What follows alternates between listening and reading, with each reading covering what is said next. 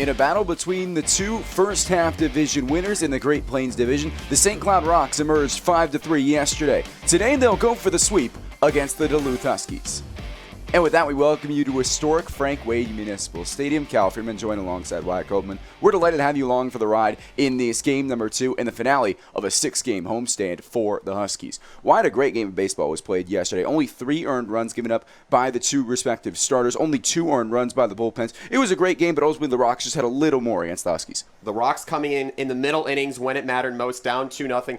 Didn't matter. They turned to a great start out of Carson Keithley, and then they looked towards the back end of the bullpen. Who else but Chase Grillo coming in with 20 strikeouts on the season. Did not collect any, however. Nonetheless, he was excellent out of that bullpen. Rocks with the most All-Stars in the Northwoods League, but overall the Huskies did a good job to contain them. The top 4 of St. Cloud's lineup yesterday, just 4 for 14. How are they able to handle that? Well, it was interesting because you had a debutant on the mound in Alex Potter, and he was able to come in, work out of multiple bases-loaded jams, runners in scoring position. It didn't matter. He was able to continue to deal and rely on his infield as well, a couple of double plays as well to get him out of multiple jams, and that's what it took early on, but the Rocks looked like the All-Stars they were.